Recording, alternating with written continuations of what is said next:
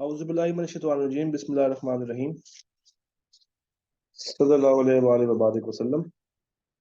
अस्सलाम वालेकुम जनाब, मुझे बताइएगा आवाज़, स्क्रीन और कैमरा आप सबका क्लियर है? Voice, screen and camera should be clear. इसके बारे में काइंडली मुझे एक फीडबैक जरूर दीजिएगा ताकि हम अपनी पढ़ाई को ऑफिशियली स्टार्ट कर सकें।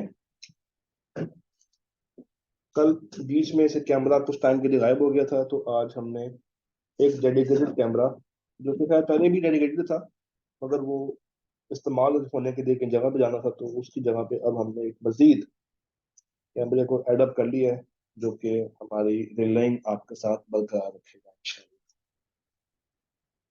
ले जनाब, कहानी को स्टार्ट करते हैं। गुज़िश्ता से पेवस्ता कोई सवाल, कोई मसला, कोई परेशानी।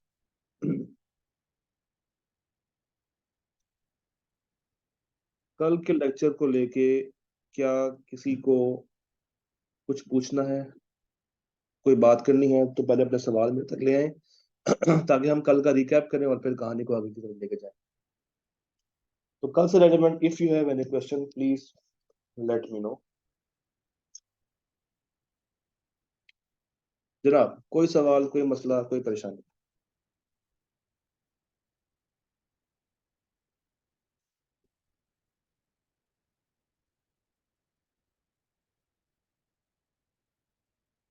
Is there any question?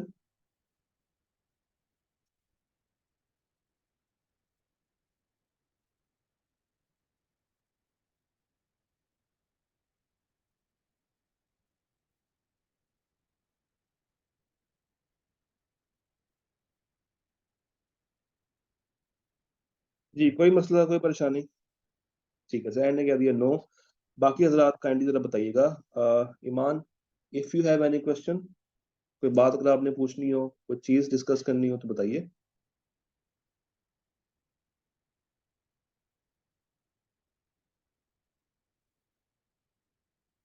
जी, ईमान, अलीम, सहर, Asad and company chartered accountants.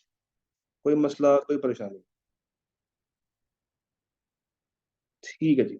अगर आपने कोई मसले का इजहार नहीं किया तो अब इसका मतलब है कि मैं अब पकड़ पकड़ के आपसे पूछूंगा कि कल हम लोगों ने क्या पढ़ा था, तो आप लोग तैयार हो जाए। मुझे ऑफर की डेफिनेशन सुनाइएगा। सहर, काइंडली अपने आप को अनम्यूट करें, आपसे मुझे कुछ क्वेश्चंस करने हैं। ऑफर की डेफिनेशन क्या है? When one person signifies to another his willingness to do or not to do something, आपने बड़ी abstain from doing आसान, something. हाँ, आपने बड़ी आसान करके डेफिनेशन बता दी। एक रूल लिख लें, शायद मैंने आपको पहले भी बताया हो, नहीं बताया तो आज बता देता हूँ। Definitions are must to be crammed, यानी कि डेफिनेशंस को आपने लाजमी क्रैम कर लेना है, इसको अपने वर्ड्स में लिखने की कोशिश नहीं करनी। आईकैब को ये चीज सख्त नागवार है कि आप डेफिनेशंस को खराब कर दें। तो आईकैब उन डेफिनेशंस की सैंक्टिटी को बरकरार रखता है। तो डेफिनेशंस जहां कहीं भी हो, जिस मर्जी पेपर में हो, कैफ 1 से लेकर कैफ 8 तक, उसको आपने हमेशा हमेशा क्रैम करके चलना है और उसको अच्छे तरीके से याद करके अच्छे तरीके से ही प्रेजेंट करनी है। डेफिनेशंस कभी कभी ना आपका मेक और ब्रेक भी बनाती है। तो definitions are must to be crammed. ये बात समझ आती है? अच्छा जी। जी, रिकॉर्डिंग्स पोर्टल पे मिल जाएंगी, CMADC का जो पोर्टल है वहाँ पे मिल जाएंगी, मगर फर्स्ट वीक के लिए जो क्लासेस हैं वो हम लोग अवेलेबल कर रहे हैं यूट्यूब के ऊपर, और उसके बाद आपसे पोर्टल और उसकी लिंकिंग और उसके डिवाइस और जो भी चीज़ें हैं वो शेयर कर दी जाएंगी। अच्छा सर जी, एक क्वेश्चन पूछना था मैंने कि जो आपने पीडीएफ शेयर किया है उसके अंदर चैप्टर नंबर 2 के अंदर वो सारा एक्सेप्टेंस और लैप्स ऑफ ऑफर रेवोकेशन इसके बारे में डिस्कशन है, तो जो डेफिनेशन है सर वो हम कहाँ से, जो आप साइट शेयर कर रहे हैं वहां से पढ़ेंगे? मैं बताता हूँ। डेफिनेशंस जहाँ पे आप बॉक्स देखेंगी ना, जो चीज़ भी बॉक्स के अंदर है ना, इट मीन्स कि वो एक डेफिनेशन है। जिस तरह पेज नंबर 1 पे जब आप जाएंगी तो एक बॉक्स बना हुआ है जिसमें प्रपोजल, ऑफर, कॉन्ट्रैक्ट और एग्रीमेंट की डेफिनेशन होगी। फिर नेक्स्ट पेज के ऊपर प्रपोजल के ऊपर एक बॉक्स बना होगा, उसमें डेफिनेशन आ रही होगी। तो डेफिनेशंस को हम लोगों ने कोशिश किया है कि उसको बॉक्स में डाल दें ताकि बच्चा उसको दूर से देख सके। तो डेफिनेशंस जहां जहां पे आपको मिलती है ना, इसको आपने बस क्रैम कर लिया। ये बात समझ आ गई? जी सर। चल गुड हो गया। अच्छा जी, मुझे आपने कहा कि ऑफर इज टू डू और नॉट टू डू। चलो ये बताइए, क्या एक शख्स अपने आप को ऑफर कर सकता है? No sir. नहीं। नहीं। तो इसका मतलब ये है कि ऑफर करने के लिए या किसी कॉन्ट्रैक्ट में एंटर होने के लिए या किसी एग्रीमेंट को बनाने के लिए, किसी प्रॉमिस को करने के लिए हमारे पास एटलीस्ट कितनी पार्टीज होनी चाहिए? More than one. More than one parties होनी चाहिए।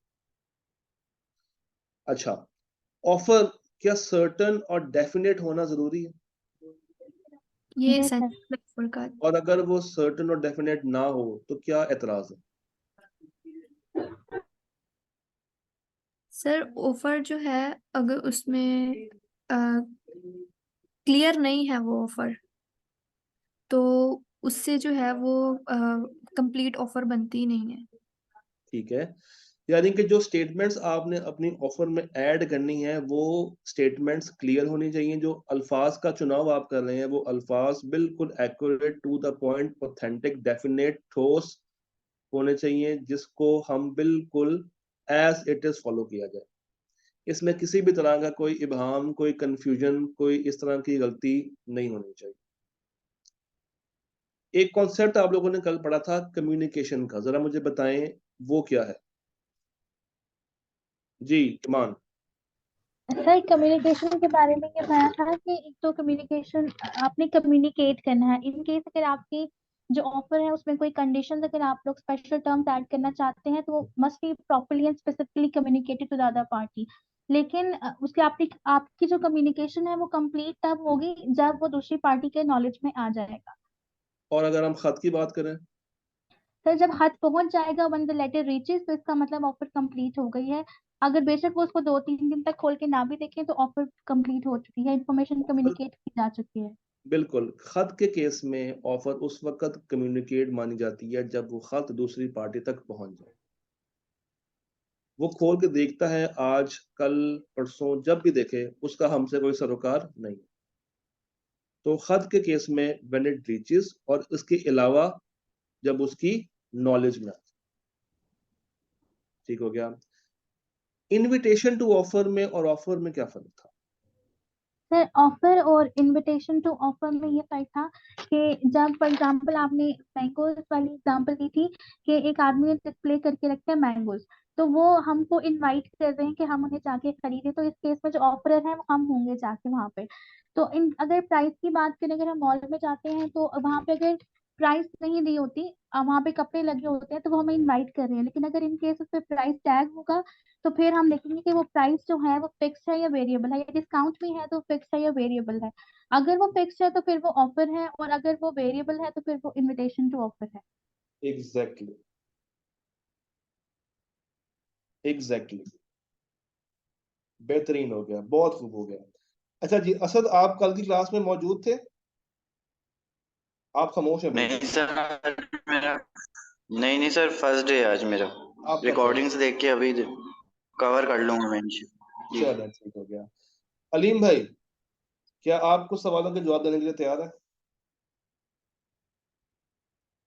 जी अलीम भाई, क्या आप कुछ सवालों के जवाब देने के लिए तैयार हैं हमारे साथ या नहीं है? अलीम भाई खामोश है, इसमें निकाल लो। चले, अलीम भाई का शायद माइक काम नहीं कर रहा। हम वापस से अपने दो हाजरीन महफिल के पास आते हैं, ईमान और सहर, जो इसमें बिल्कुल लीड फ्रॉम द फ्रंट कर रही हैं। अच्छा मुझे ये बताइए, एक ऑफर होती है और एक ऑफर दूसरी पार्टी कबूल कर लेती है, तो क्या एग्जिस्टिंग ऑफर मौजूद होगी या खत्म हो गई है? सर क्वेश्चन क्लियर नहीं है, एक दफा दोबारा प्लीज रिपीट कर सकते हैं आप? सवाल ये है कि आपने मुझे एक ऑफर दी, आपने कहा सर ये माउस खरीद लो, ये माउस, ये, तो मैंने आपकी ये ऑफर कबूल कर ली। अब क्या आपकी ऑफर कि सर आप माउस खरीद लें, क्या ये अभी तक वैलिड है? सर एक्सेप्टेंस से जो एग्जिस्टिंग ऑफर होती है वो खत्म हो जाती है, या तो एक्सेप्टेंस हो या रिजेक्शन हो, खत्म हो जाती है लैब। तो बेहतरीन हो गया। अच्छा सहर, ये मुझे आपने बताना है कि अगर कोई स्पेशल कंडीशन हमने ऑफर में ऐड कर दी है, तो क्या दूसरी पार्टी का वो special condition as it is मानना जरूरी है या नहीं है? सर ये कंपलसरी है, जो कंडीशन भी ऐड की जाए एज इट इज उसे एक्सेप्ट करना होगा। अगर वो नहीं होगा तो वो ऑफर खत्म हो जाएगी, और अगर हम उसे बार्गेनिंग में ले जाएंगे तो वो काउंटर ऑफर बन जाएगी। एग्जैक्टली तो काउंटर ऑफर के केस में क्या पार्टी स्विच ओवर करती हैं? जी, जो बाद में जो ऑफरी होता है, जो बार्गेनिंग कर रहा होता है जो ऑफर, तो वो स्विच कर जाता है। जो ऑफरी है वो ऑफर बन जाता है, और जो ऑफर है वो ऑफरी बन जाता है। एक छोटी सी मिसाल दे दें। अ, अगर हम किसी भी शॉप पे जाएं कोई भी ड्रेस परचेज करने, और वो हमें फॉर एग्जांपल 5000 का, हम वहाँ पे उन्हें जाके खुद ऑफर दें कि ठीक स्पेसिफिक है, ड्रेस है, ये हम परचेज करना चाह रहे हैं, ठीक और है, वो हमें प्राइस टैग शो करें। देन जब वो प्राइस टैग हम देख लें, हम उससे अपने सिस्टम को देखते हुए हम फॉर एग्जांपल 3000 का बोलें, ठीक है। तो उसमें नहीं नहीं नहीं नहीं। नहीं नहीं, बताएं बताएं बताएं बताएं, आपकी गलती को मैं ठीक कर लूंगा, बताएं। रुकना नहीं है, जो आ रहा दिन में बताएं। अच्छा, वो आप प्राइस टैग को शो करें और हम उन्हें बोल दें कि हम 3000 में जाना चाहेंगे।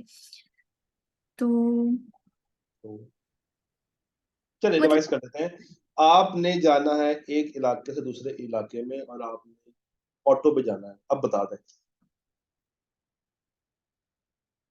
सर इसमें ये था कि हम कहीं पे जाना चाह रहे हैं स्पेसिफिक एरिया में, और हमें जो ऑटो वाला है वो बोले कि 500 में जाएंगे। ठीक है, तो हम काउंटर ऑफर में मतलब बार्गेनिंग में ये बोल दें कि 500 में नहीं,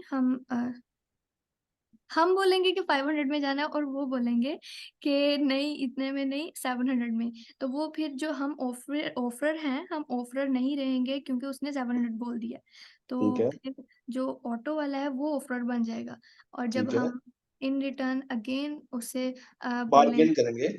जी 600 तक ले जाएंगे, तो फिर अगेन हम ऑफर बन जाएंगे क्योंकि हमने हम्म, उसकी ऑफर को एज इट इज एक्सेप्ट नहीं किया, और हम्म, फिर वो ऑफर बन जाएगा। ठीक हो गया। कहानी यहां तक सबको क्लियर है? जी, यहां तक सारी बातें सबको क्लियर हैं, डाइजेस्ट हो चुकी हैं? Yes sir. ठीक है। सर मुझे आप लोगों ने कुछ बातें बतानी है। मैंने एक ऑफर की और मैंने कहा कि मेरी ऑफर 10 दिनों तक वैलिड है। 1 जनवरी को मैंने एक ऑफर निकाली और मैंने कहा ये ऑफर 10 जनवरी तक आप इसको इस्तेमाल कर सकते हैं। तो मुझे बताइए ये ऑफर कब खत्म होगी?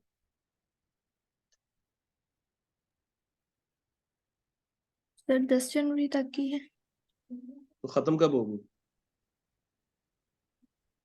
ऑफर 10 जनवरी तक खत्म हो जाएगी, उसके बाद अगर कोई भी एक्सेप्टेंस देगा तो वो एक्सेप्टेंस जो है वो सही नहीं होगी, क्योंकि ऑफर का टाइम लिमिट ही मतलब 10 जनवरी। Exactly exactly. अगर मैं कह रहा हूं आज खड़े होके कि ये ऑफर 10 दिन तक वैलिड है, तो डे नंबर 1 से लेके डे नंबर 10 तक तो अभी ऑफर ओपन है, कोई भी आके उसको एक्सेप्ट कर सकता है। मगर डे 10 से ऑनवर्ड्स, जैसे ही डे 11 शुरू होगा, रात के 12 बज जाएंगे, 11वां दिन शुरू हो जाएगा, मेरी वो एग्जिस्टिंग ऑफर क्या मौजूद रहेगी या खत्म हो जाएगी? फिर वो खत्म हो जाएगी। वो खत्म हो जाएगी।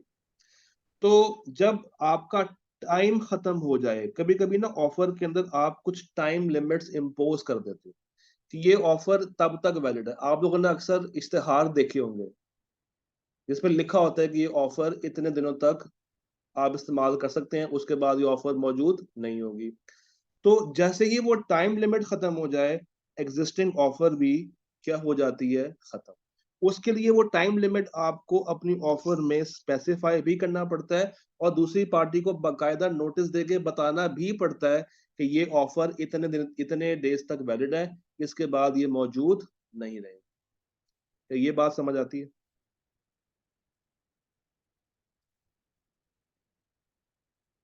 जी, क्या ये डेज वाली बात समझ आई? मैं एक आपको मिसाल देता हूँ। आप कॉलेज आते हैं अपना एडमिशन कराने के लिए और कॉलेज ने अर्ली बर्ड डिस्काउंट निकाला हुआ है। कॉलेज ने कहा है कि 2 हफ्तों यानी कि 1 जुलाई से 15 जुलाई तक जो बच्चा अपनी क्लास में एडमिशन करा लेगा, कॉलेज उसको 10,000 रुपये वाला कोर्स 7,000 रुपये में एनरोल करके देगा। एक बच्चा आता है 15 तारीख को, क्या कॉलेज उस ऑफर को पूरा करने के लिए लायबल है?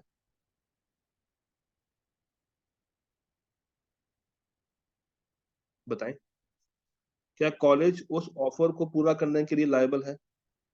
15 के 2 हफ्ते गुजर चुके हैं, ऑफर 2 हफ्ते के बाद खत्म हो जानी थी, तो क्या अब कॉलेज लायबल है कि वो उसको वो कोर्स 7,000 रुपये का दे? जी बताइए।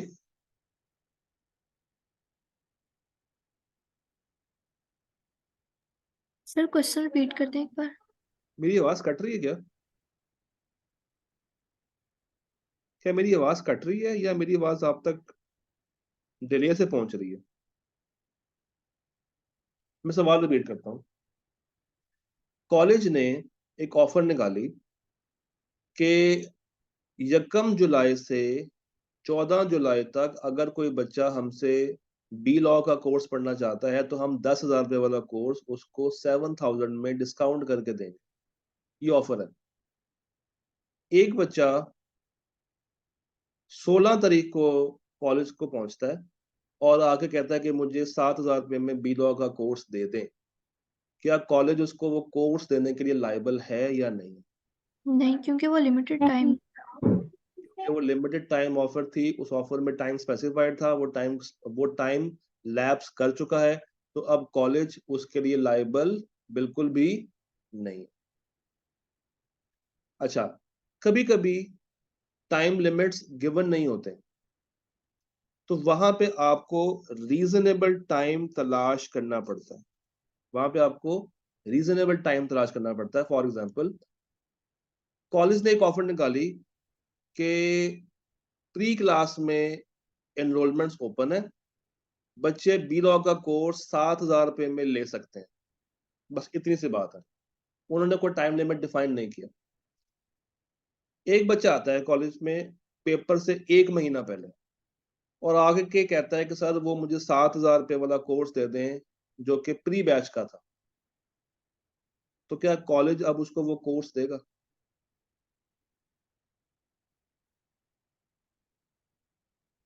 क्या कॉलेज अब उसको वो कोर्स देने का पाबंद है? नहीं। क्यों? क्योंकि एक रीजनेबल टाइम गुजर चुका है। एक रीजनेबल टाइम गुजर चुका है। ये रीजनेबल टाइम डिपेंड करता है आपकी अपनी जाती जजमेंट की। किसी के लिए कुछ होगा, किसी के लिए कुछ होगा, सेम भी हो सकता है और सेम नहीं भी हो सकता। शायद मेरे लिए रीजनेबल टाइम हो 2 महीने और शायद आपके लिए या फ्रंट ऑफिसर्स के लिए टाइम हो 2 हफ्ते। तो अब अगर एक बच्चा प्री क्लास का कोर्स लेने के लिए आता है एग्जाम से 1 मंथ पहले, तो टेक्निकली ये वो रीजनेबल टाइम क्रॉस करके आया। अगर उसने आना ही था तो वो शुरू में आता, 1 महीने के बाद आ जाता, 2 महीने तक आ जाता, मगर वो कब आया? एग्जाम से 1 महीना 15 डेज पहले। तो अब कॉलेज भी उसको ये कोर्स देने का लायबल नहीं होगा, क्योंकि अगर उसको कोर्स दे दिया तो वो कॉलेज को ही बाद में खराब करेगा कि भाई इनका तो कोर्स लंबा ही बहुत है, हालांकि वो भूल जाएगा कि उसके पास टाइम स्पैन ही बहुत कम है। तो लैप्स ऑफ टाइम, अगर टाइम अटैच्ड है ऑफर में और वो टाइम गुजर चुका है तो मेरी ऑफर खत्म। और अगर टाइम गिवन नहीं है तो देखो रीजनेबल टाइम लगता है या नहीं लगता, और अगर लग रहा है और वो गुजर चुका है तो ऑफर खत्म। इस तरीके से टाइम बेस्ड ऑफर्स को हम रिवोक कर सकते हैं। क्या सेकंड पॉइंट आपको क्लियर हुआ?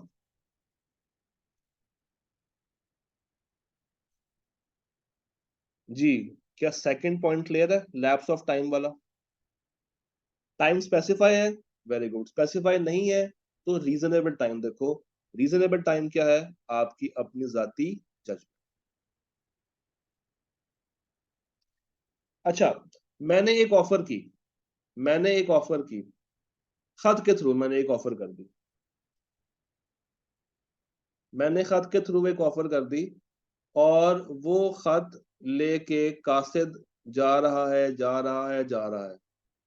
खत को पहुंचने में लगने थे 15 दिन, बाद में मुझे याद आया कि मुझे तो ये ऑफर नहीं करनी चाहिए थी, तो मैंने क्या किया, मैंने एक तेज रफ्तार घोड़े के ऊपर एक बंदा पीछे भेज दिया और कहा कि ऑफर के खत पहुंचने से पहले उसकी रेवोकेशन का खत पहले पहुंचा देना। ऑफर का खत पहुंचना था 2 हफ्तों में, रेवोकेशन का खत पहले पहुंच गया 10 दिनों में। क्या वो ऑफर मौजूद है या वो ऑफर खत्म हो गई? बताइएगा।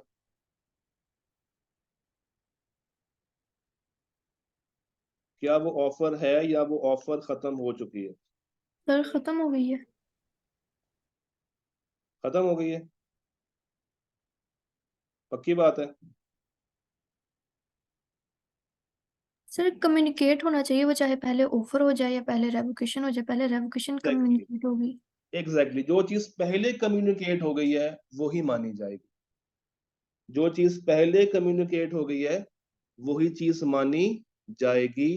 तो revocation of offer before acceptance अगर आप कर दें बाय ऑफरी, तो वो एग्जिस्टिंग ऑफर क्या होगी, वो खत्म हो जाएगी। एग्जिस्टिंग ऑफर क्या होगी, खत्म हो जाएगी। Am I clear?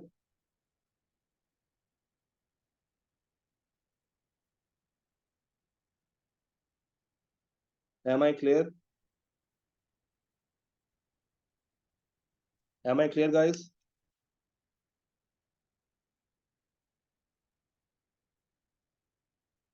जी, यहाँ तक बात सबको समझ आ रही है?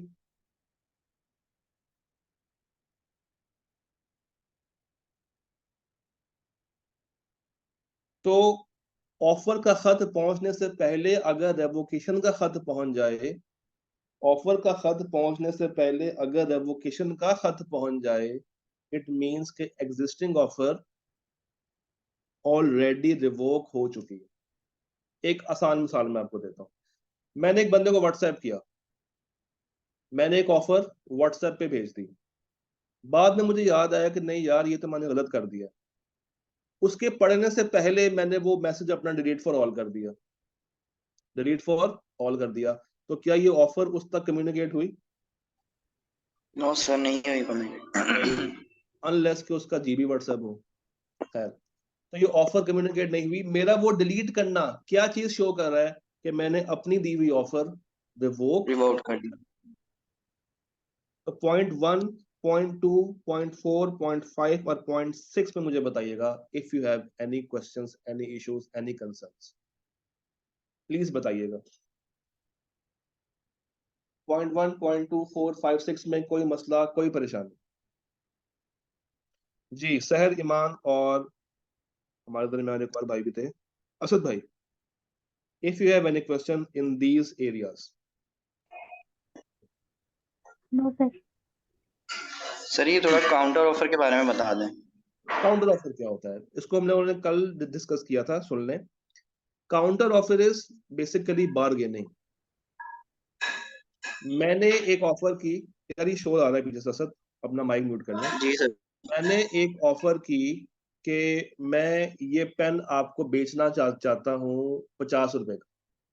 मैंने आपको ऑफर की, आपने कहा सर पेन तो बड़ा अच्छा है मगर रेट ज्यादा है, मैं 50 नहीं दूंगा, मैं इसके 40 रुपए आपको दूंगा। अब आपके 40 रुपए का सवाल मेरे तक पहुंच गया है, आया मैं उस 40 को कबूल करूं या ना करूं? This is called counter offer. Initially जब मैंने आपको पेन बेचना था, मैं ऑफरर था, आप ऑफरी थे। अब जब आपने इसका रेट बार्गेनिंग में डाल दिया तो अब आप ऑफरर बन गए हैं, मैं ऑफरी बन गया हूं। क्यों? क्योंकि अब 40 रुपीज की ऑफर आपने दी है। इनिशियल ऑफर जो 50 रुपीज की थी वो खत्म हो गई। ये बात समझ आ गई sir? This is called counter offer. Offer के बदले ऑफर, जो कि एग्जिस्टिंग पहली वाली ऑफर को खत्म कर देती। डन।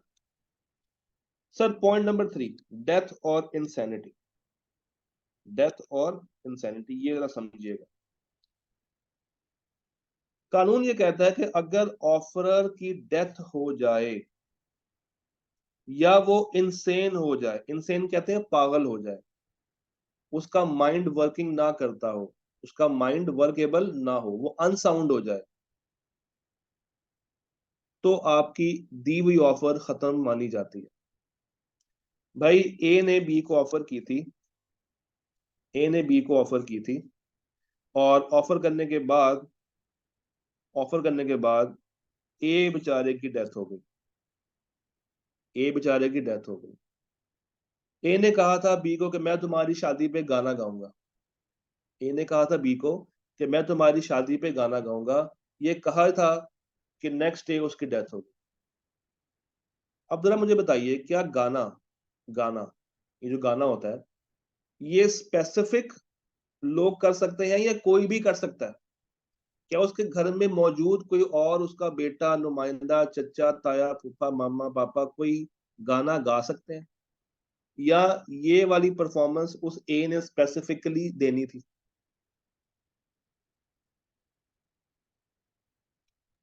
सर ए ने स्पेसिफिकली देनी थी क्योंकि ये हर कोई फ्रीलांसर स्पेसिफिकली नहीं देनी होगा। थी, बिल्कुल ए ने स्पेसिफिकली देनी थी। क्यों? क्योंकि गाना गाना एक ऐसा फन है जो कि ये वही बंदा कर सकता है जो कि उसमें माहिर हो। तो अगर अगर परफॉर्मेंस से पहले ए की डेथ हो गई, ऑफरर की डेथ हो गई, तो क्या अब वो ऑफर वैलिड है? क्या अब वो ऑफर वैलिड है?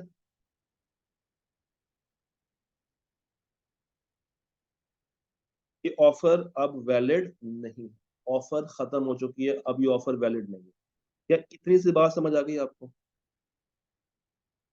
कि अगर डेथ हो जाए या वो बंदा इंसेन हो जाए, तो जो उसकी ऑफर दी हुई होती है वो अब काबिल कबूल नहीं होती, वो अब काबिल कबूल नहीं होती है। अच्छा, इसी में मैं एक एडिशनल पॉइंट अभी फिलहाल ऐड करने लगा हूं, जरा सुनिएगा गौर से।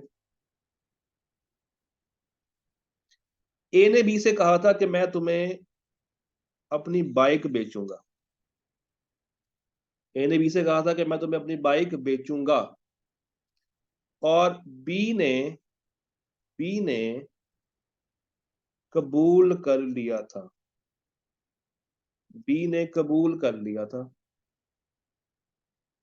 कबूल करते टाइम बी को नहीं पता था कि ए की डेथ हो गई है, कबूल करते टाइम बी को नहीं पता था कि ए की डेथ हो गई है, या जब ये ऑफर बी तक पहुंची, बी को पता नहीं था कि ए की डेथ हो गई। Before acceptance, before acceptance be, acceptance से पहले उसको आइडिया नहीं था कि ए की डेथ हो गई है। यहां पे लॉ कहता है कि अगर बी को पता नहीं था, अगर एक्सेप्टर को पता नहीं था, अगर ऑफरी को पता नहीं था कि जिसने ऑफर कराई है उसकी डेथ हो गई है, एक्सेप्टेंस से पहले, एक्सेप्टेंस से पहले, तो यहां पे वो ऑफर लैप्स कर जाती है। A fact of his death, his से मुराद mister A, or insanity comes to the knowledge of the acceptor before acceptance। अगर तो उसको पता नहीं था, सुनिएगा, अगर तो उसको पता नहीं था, अगर उसको पता नहीं था और उसने कबूल कर लिया, ये कबूल करने वाला है, तो ये वैलिड है। और अगर उसको पता था कि ए की डेथ हो चुकी है फिर भी उसने कबूल कर लिया या कबूल करने के लिए तैयार हो गया, तब ये वैलिड नहीं, तब वो वाली ऑफर रिवोक हो चुकी। Am I clear? जी, पॉइंट 3 समझ आया? पॉइंट 3 समझ आया? इसको एक दफा दोबारा से करते हैं। पॉइंट 3 को हम लेके जाते हैं, हमारे पास एक व्हाइट बोर्ड भी होता है, ये, क्या आपको व्हाइट बोर्ड शो हो रहा है?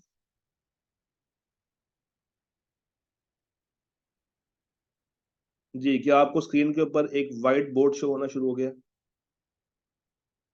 सुनिए, 1 जनवरी को ए ने कहा बी से कि मैं तुम्हें ऑफर दे रहा हूं, मैं तुम्हें ऑफर दे रहा हूं, ऑफर ये है कि मैं तुम्हें अपनी बाइक बेचना चाहता हूं 50,000 रुपए के हिसाब से। ये ऑफर हुई 1 जनवरी पे। 3 जनवरी को ए की डेथ हो गई, 3 जनवरी को ए की क्या हो गई, डेथ, और इस खत ने पहुंचना था 5 जनवरी पे, इस खत ने पहुंचना था 5 जनवरी पे। देखा यह जाएगा कि बी को इस बारे में इल्म था या नहीं था कि उसकी डेथ हो गई, बी को उसके बारे में इल्म था या नहीं था कि उसकी डेथ हो गई।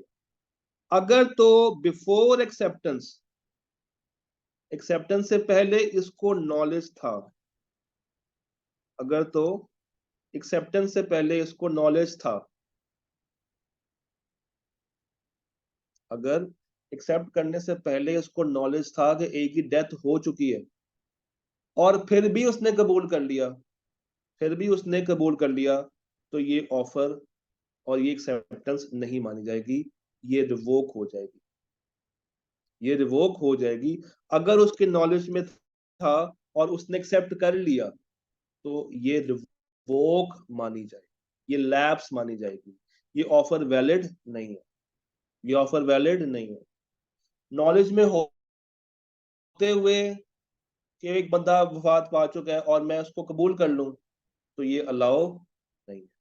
हाँ, अगर इसकी नॉलेज में ना हो, not in knowledge, not in knowledge, और वो कबूल कर ले बेदयानी में, और वो कबूल कर ले अपनी बेदयानी में, तो लॉ कहेगा कि भाई चूंकि उसने अंडर मिस्टेक एक्सेप्टेंस कर दी है, अब क्या होगा, अब क्या होगा, अगर उसके नॉलेज में नहीं था और उसने कबूल कर लिया, अब ये कॉन्ट्रैक्ट वैलिड होगा, अब ये कॉन्ट्रैक्ट वैलिड माना जाएगा।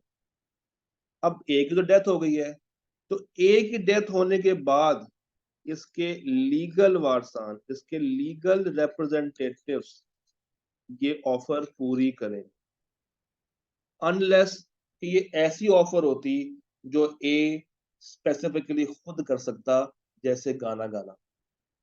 मगर बाइक बेचना, चाहे ए बेचे, चाहे ए का बड़ा बेटा बेचे, चाहे ए का फादर बेचे, कोई भी बेच सकता है ए की बाइक। तो लॉ ने कहा, लॉ ने क्या कहा कि ये देखो कि जो बंदा एक्सेप्ट कर रहा है उसके नॉलेज में है या नहीं।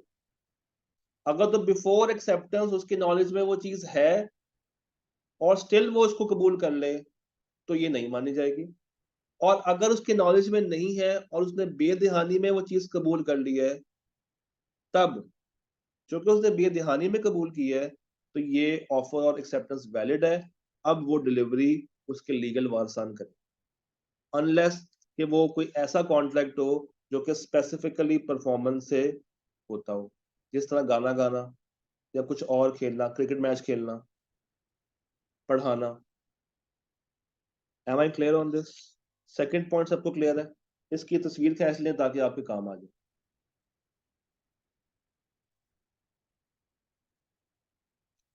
जी, रेवोकेशन ऑफ ऑफर के सारे पॉइंट समझ आते हैं, लैप्स ऑफ ऑफर के सारे पॉइंट्स अब सबको क्लियर है?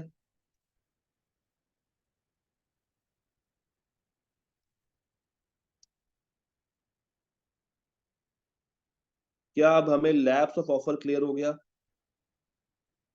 ठीक है जी, तस्वीर खींच लें, फिर मैं नेक्स्ट बात की तरफ आऊं। एक फोटो खींच लें इसकी काइंडली। आईकेएम की किताब में ना इसकी एक बड़ी अच्छी मिसाल दी हुई है, एक दाऊद वाली मिसाल है। वो अपनी गाड़ी बेचता है, तो वो मिसाल एक दफा देखिएगा, वो डेट्स के साथ मिसाल है, तो आपको ये बात वहां से भी अच्छे से समझ आ जाएगी उस एग्जाम्पल के साथ। अच्छा जी, आगे चलते हैं। ओहो, गायब हो गया, कोई बात, वापस याद। जी, आगे चलते हैं। हमारा ऑफर तो खत्म हो गया, अब बारी है हमारी एक्सेप्टेंस। ऑफर समझ आ गया, ऑफर की डेफिनेशन समझ आ गई, ऑफर के एसेंशियल समझ आ गए, और ऑफर कब कब कैसे कैसे लैप्स होती है वो हमें बात समझ आ गई। क्या यहाँ तक कोई मसला, कोई परेशानी, कोई कंफ्यूजन है तो मुझे बताइए। उसके बाद हम एक्सेप्टेंस को स्टार्ट करते हैं, मगर उसको शुरू करने से पहले मुझे आपसे पूछना है, if you have any questions, any confusion, तो वो मुझसे पहले आप डिस्कस कर लें, ताकि जब हम लोग एक्सेप्टेंस पे जाएं तो ऑफर आपको 100% तैयार है। जी जी, पूछे सर। Ji please.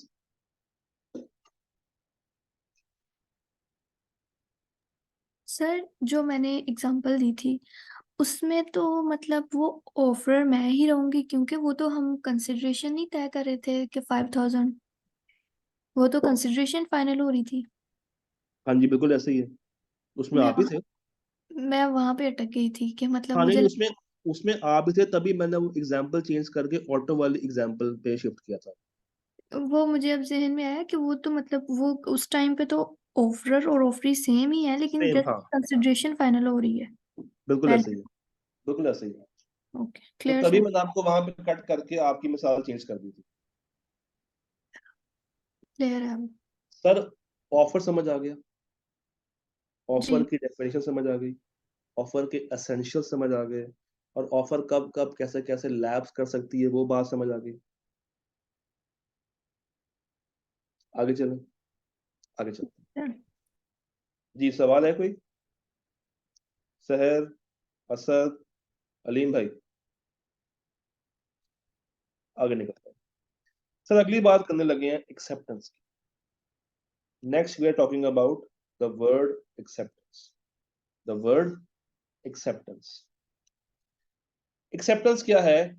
जब एक ऑफर होती है, जब एक ऑफर होती है तो दूसरी पार्टी ने या कबूल करना होता है या उसको रिजेक्ट करना होता है।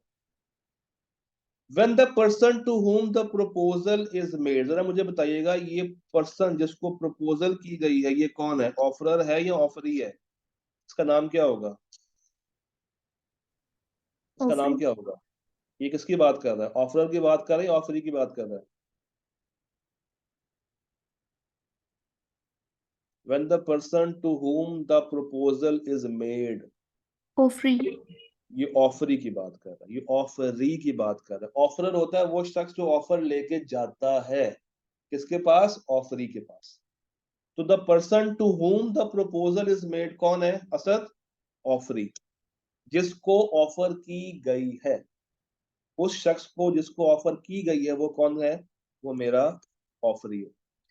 अगर वो ऑफरी सिग्निफाई कर दे, लिख दे, बता दे, कह दे, बोल दे अपनी असेंट, अपनी विलिंगनेस, अपनी चाहत, अपनी रजामंदी, अपनी कॉन्सेंट,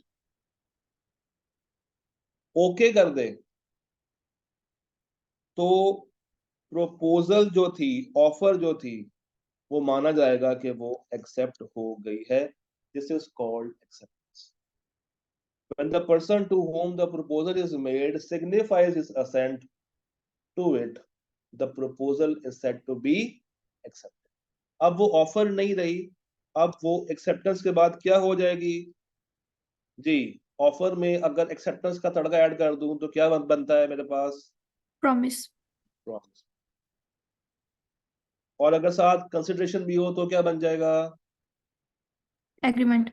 एग्रीमेंट बन जाएगा। और अगर वो इन्फोर्सेबल बाय लॉ भी हो तो क्या बन जाएगा? कॉन्ट्रैक्ट। आगे आने वाले लेक्चर्स के अंदर अब आपने याद रखना है कि प्रॉमिस नाम की कोई चीज नहीं है, या एग्रीमेंट होगा या कॉन्ट्रैक्ट। ओके, प्रॉमिस जितना समझना था आज समझ लिया। इसके बाद आपने प्रॉमिस को भूल जाना है, आपने एग्रीमेंट याद रखना है और आपने कॉन्ट्रैक्ट का वर्ड याद रखना है। तो जिस शख्स को ऑफर की गई, the person to whom the proposal is made signifies, उसने कहा yes, okay, done, agreed, tick कर दे, signifies his assent, the proposal is said to be accepted. The proposal is said to be what? Accepted. This is called acceptance. जिस तरह offer के essentials थे ना, इसी तरह एक्सेप्टेंस के भी एसेंशियल्स। जिस तरह ऑफर के आपने एसेंशियल्स देखे हैं, इसी तरह एक्सेप्टेंस के भी एसेंशियल्स। वो क्या है? आइए वन बाय वन करके स्टार्ट करें। 4 बातें यहाँ पे हैं, 5वीं बात यहाँ पे है, और उसके बाद रेवोकेशन वाली बात। तो आज हम लोगों ने रेवोकेशन से ऊपर ऊपर सारी बातें कवर कर। अच्छा जी, पहला पॉइंट, पॉइंट नंबर 1,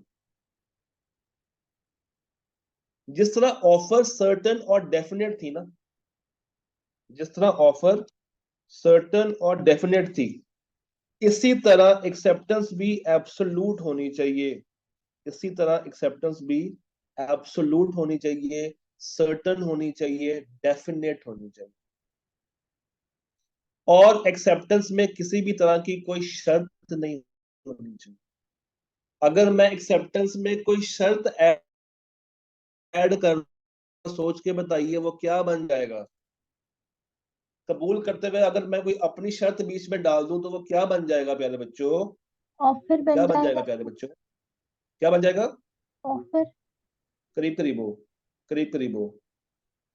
मैंने कबूल कर लिया, रक्षा वाले ने कबूल कर लिया था और उसने कहा 500 नहीं काउंटर बीबी मैं ऑफर। 700 रुपया लूंगा, तो ये एक्सेप्टेंस क्या कहलाएगी अब?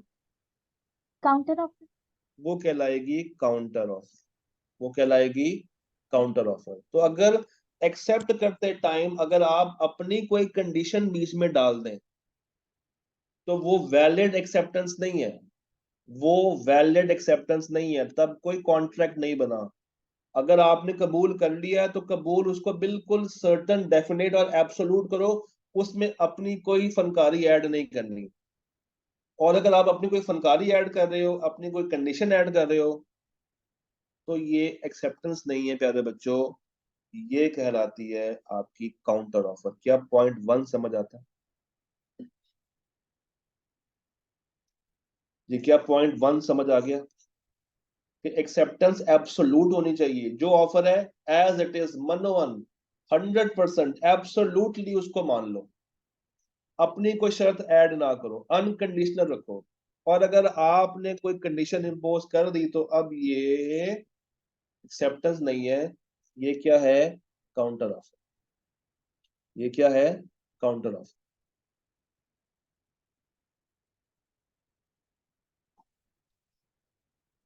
क्या एक्सेप्टेंस मुझे ऑफर लैप्स होने से पहले देनी चाहिए या बाद में देनी चाहिए?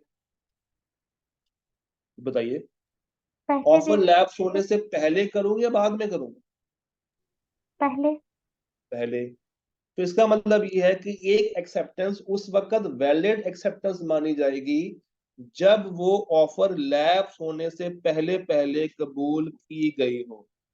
जब वो ऑफर लैप्स होने से पहले पहले कबूल की गई हो। इसका मतलब क्या है प्यारे बच्चों? पीछे आ जाए यार, क्यों तंग कर रहा है? एक सेकंड, मेरा लैपटॉप मुझे तंग कर रहा है। पीछे नहीं आ रहा, आगे। Acceptance must be given before lapse of an offer. क्या इस बात से कोई एतराज तो नहीं? अगर आपने कबूल करना है तो ऑफर की लैप्स होने से पहले पहले कबूल करो। अगर ऑफर लैप्स हो गई है तो आप कबूल नहीं कर सकते। M I clear?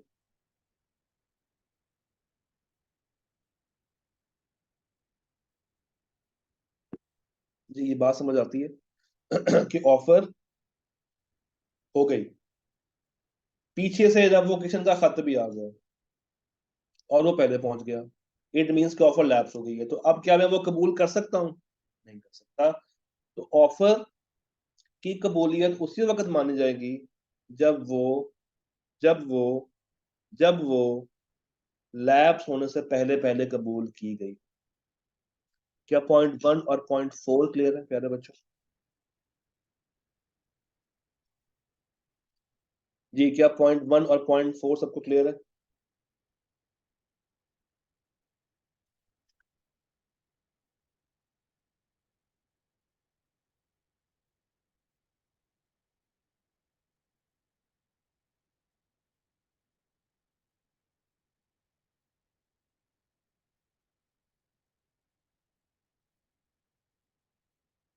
जी प्यारे बच्चों, ये दोनों पॉइंट्स क्लियर हैं? जी शहजादो, ये पॉइंट्स क्लियर है? अच्छा जी, अगली बात सुनना है।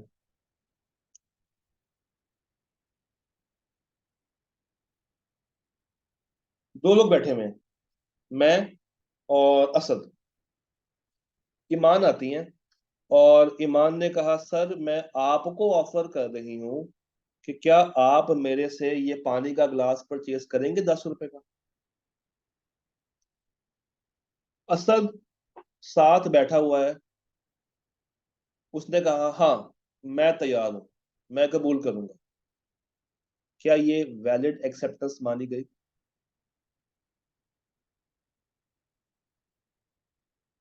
क्या ये वैलिड एक्सेप्टेंस मानी गई?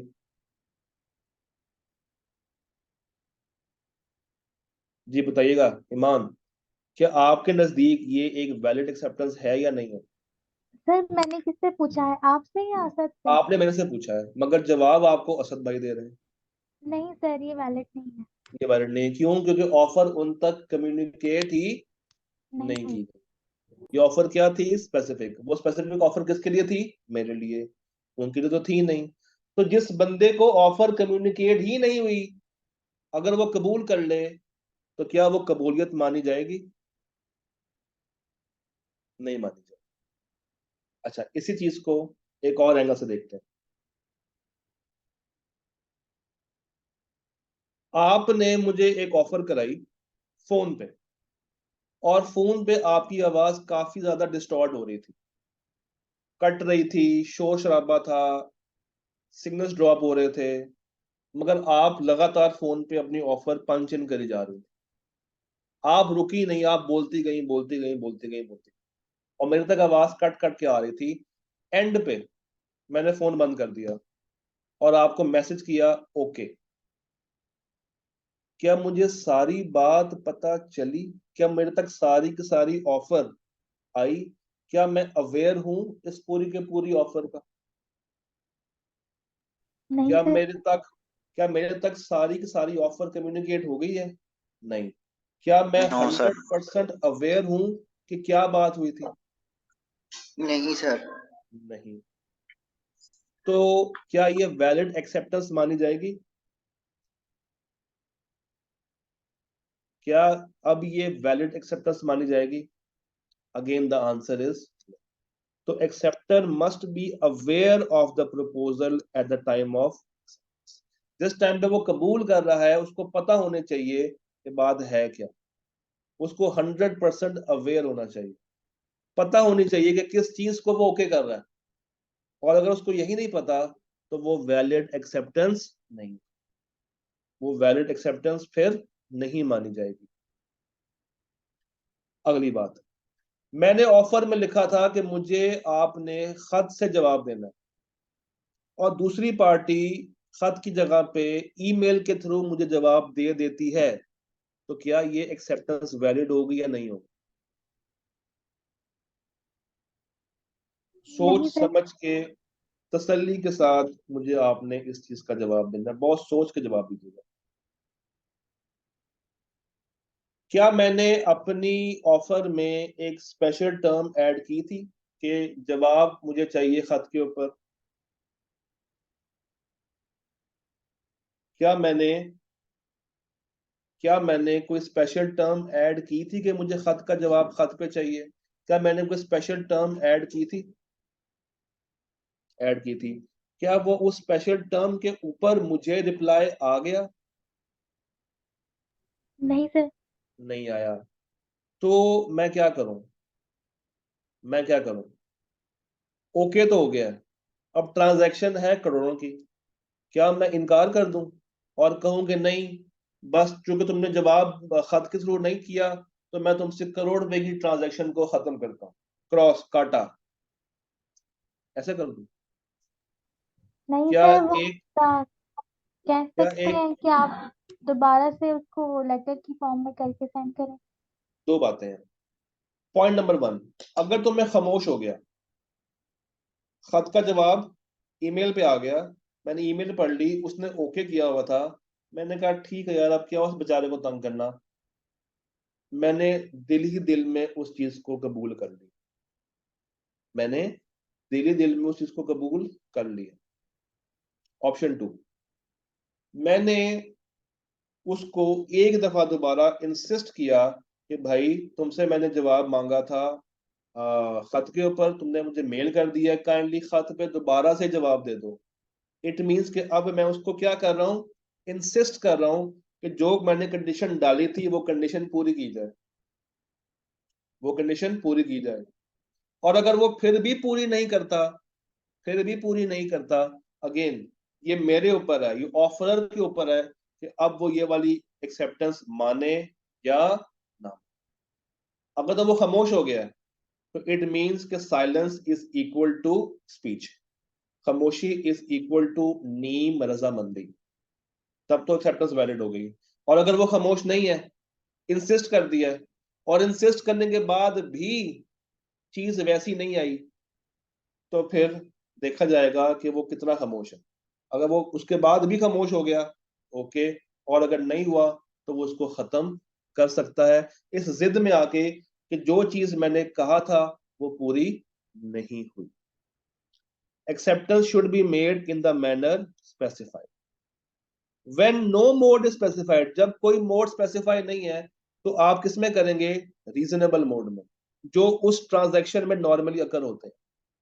और अगर मोड स्पेसिफाई कर दिया तो उसी मोड में करो, और अगर उस मोड में नहीं करते और आप खामोश हैं, इट मीन्स कि आपने कबूल कर लिया। और आप अगर खामोश नहीं है और आप इंसिस्ट कर रहे हैं, आप इंसिस्ट कर रहे हैं, इट मीन्स कि अब आप दूसरी पार्टी को फिर से मौका दे रहे हैं कि वो जो कहा गया है उसको पूरा करें।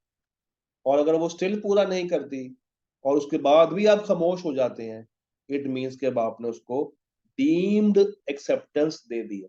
कौन सी वाली? Deemed acceptance. डीम्ड इसे कहते हैं, डीम्ड एक्सेप्टेंस। डीम्ड एक्सेप्टेंस कि जिसमें आप खामोश हो गए हैं और आपने दिल ही दिल में मान लिया कि अच्छा यार ठीक, बस करो, क्या बहस करो। क्या प्यारे बच्चों को ये चारों पॉइंट्स क्लियर है?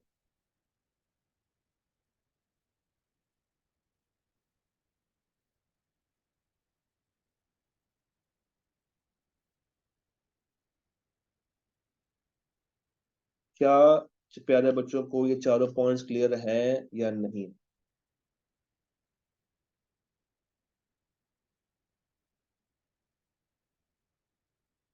जी, एक्सेप्टेंस के एसेंशियल्स क्लियर हो गए?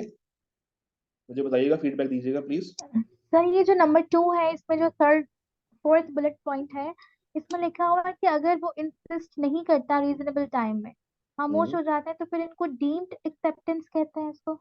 जी जी, इसे कहते हैं डीम्ड एक्सेप्टेंस, यानी कि आपने दिल ही दिल में कबूल कर लिया, आपने दोबारा उसको इन्फोर्स किया ही नहीं, आपने कहा बस ठीक है, ओके डन। आपने अपनी जो कंडीशन ऐड की थी वो कंडीशन पूरी नहीं हुई तो आपने उसके ऊपर मातम नहीं किया, आपने कहा बस ठीक है, ओके डन। क्लियर? जी सर। चलो बेहतरीन हो गया, यहां तक कोई मसला, कोई परेशानी?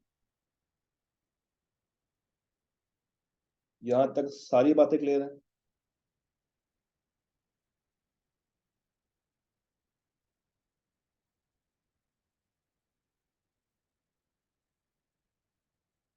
जी है, यहां तक सारी की सारी बातें क्लियर हैं आप सबको? अच्छा,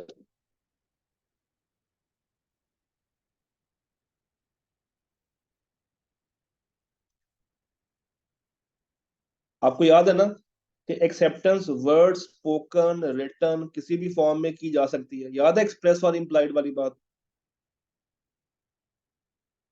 याद है ना एक्सप्रेस और इम्प्लाइड वाली बात? ठीक है, तो सर हमने यहां तक कवर किया आज, यहां तक कवर किया। इसके नीचे जो बातें लिखी हुई हैं ब्लू से ऑनवर्ड्स, और नेक्स्ट जो हमारी स्लाइड है ये हम कल कवर करेंगे। एक्सेप्टेंस हमने तकरीबन 95% पूरी कर ली है, तो आपको याद करने के लिए आधा पेज आपके पास, एक ही पेज के ऊपर ना एक्सेप्टेंस और रेवोकेशन है, तो आपने सिर्फ आधा पेज आज तैयार करना है और कुछ नहीं, इतना कर लेंगे तैयार। मैंने आपसे कहा था किसी भी टाइम पे, किसी भी टाइम पे आप पे ज्यादा बर्डन नहीं आएगा, तो क्या आधा पेज तक अब आप तैयार कर सकते हैं? चलो डन, कल मुलाकात करते हैं और कल इससे आगे कहानी को लेके चलेंगे। Take good care of yourself guys, अल्लाह हाफिज। जी, पीडीएफ ऑलरेडी अवेलेबल है असद भाई, ग्रुप डिस्क्रिप्शन में लिंक लगा होगा, ठीक है असद भाई? ग्रुप डिस्क्रिप्शन में लिंक अवेलेबल है। अल्लाह दे वाले, अल्लाह हाफिज।